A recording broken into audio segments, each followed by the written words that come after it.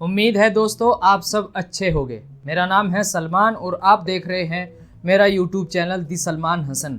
आज है तारीख 8 अगस्त 2025। इस वक्त दो बड़ी खबरें सामने आ रही है।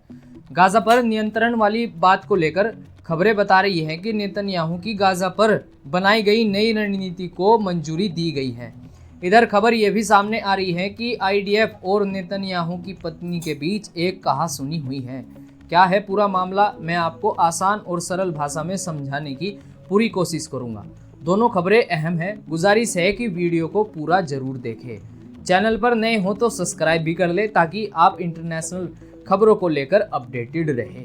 खबरों की ओर बढ़ते हैं। पिछले 2 दिनों से लगातार खबरें आ रही हैं कि जिनमें कहा जा रहा है कि गाजा में पूर्ण नियंत्रण की योजना पर इजराइल विचार कर रहा है।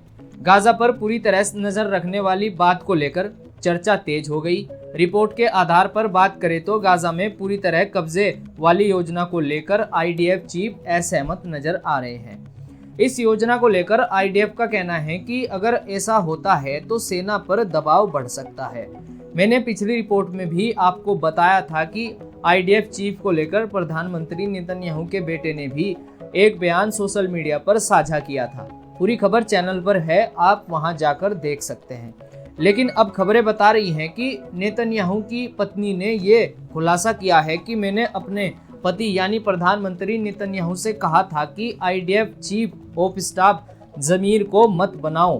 खबरों के हवाले से ये बात भी सामने आई है कि सारा नेतन्याहू ने कहा है कि रक्षा मंत्री ने इस बात पर जोर दिया था कि उन्हें इस पद के लिए चुना जाए, लेकिन सारा नियुक्ति शुरू से ही इस नियुक्ति के खिलाफ थी। रिपोर्ट के मुताबिक सारा ने कहा, मैं जानती थी कि जमीर यानी आईडीएफ चीफ मीडिया के दबाव को संभाल नहीं सकेंगे, इसलिए मैंने प्रधानमंत्री नेतन्याहू से कहा था कि उन्हें नियुक्त मत करो। इतना ही नहीं, जैसा कि मैंने पिछली रिपोर्ट में भी बताया था कि नेतन्याहू के बेटे ने भी जमीर यानी चीफ ऑफ स्टाफ पर ये बात कही थी कि वो सैन्य असहमति की सोच रखते हैं। यानी आसान भाषा में कहे तो जैसी खबरें आ रही है उनके अनुसार प्रधानमंत्री नेतन्याहू की पत्नी नहीं चाहती थी कि जमीर आईडीएफ चीफ बने। लेकिन अब सवाल ये उठ रहा है कि क्या इजराइल की सेना के अंदर भी राजनीतिक टकराव चल रहा है? क्या प्रधानमंत्री की पत्नी और बेटे दोनों की नाराजगी सिर्फ एक अफसर की नीतियों तक सीमित है या फिर मामला कुछ और गहरा है? इस पूरे मामले में इजरायली मीडिया भी कहीं ना कहीं 2 हिस्सों में बटी नजर आ रही है। खबरों की बात करें तो फिलहाल नेतन्याहू सरकार की तरफ से इस बयान पर कोई आधिकारिक प्रतिक्रिया नहीं आई है, लेकिन इतना तो साफ है कि अंदर बहुत कुछ पक रहा है। आपका इस पर क्या कहना है?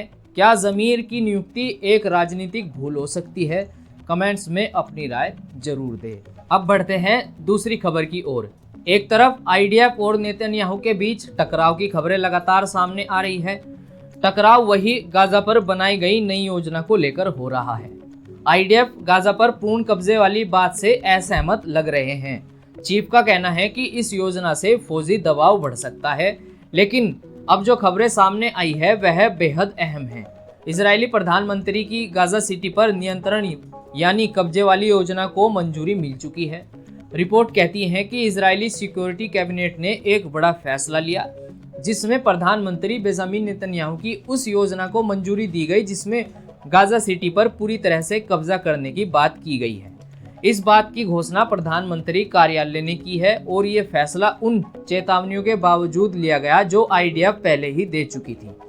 खबरों के अनुसार आईडीएफ ने कहा था कि अगर यह ऑपरेशन बेहद मुश्किल होगा, इससे गाजा में फंसे और बचे कुचे बंधकों की जान माल का भी नुकसान है और एक बड़ा मानवीय संकट भी पैदा हो सकता है। लेकिन इसके बावजूद सुरक्षा कैबिनेट ने इस प्लान को मंजूरी दे दी है, जिससे यह साफ लगता है कि इजराइल हर हाल में गाजा सिटी पर कब्जा करना चाहता है। रिपोर्ट के अनुसार गाजा सिटी के निवासियों को 7 अक्टूबर तक का समय दिया गया है, जिसमें शहर खाली करने के लिए कहा गया है। ऑपरेशन गाजा सिटी तक ही सीमित रहेगा, लेकिन नेतन्याहू के कार्यालय ने कहीं न कहीं यह साफ किया है कि यह कदम हमास को हराने की रणनीति का हिस्सा है, यानी इसके बाद और भी सैन्य कार्रवाई हो सकती है। इस बयान से साफ है कि आने वाले दिनों में गाजा में हालात और भी गंभीर हो सकते हैं, लेकिन हम इन सब खबरों पर नजर बनाए हुए हैं ताकि हम आप तक सही और स्पष्ट जानकारी पहुंचा सके। ये थी आज की 2 बड़ी खबरें जो मीडिया रिपोर्ट्स पर आधारित थी। मिलते हैं नई खबरों के साथ, तब तक के लिए मुझे दीजिएगा इजाजत।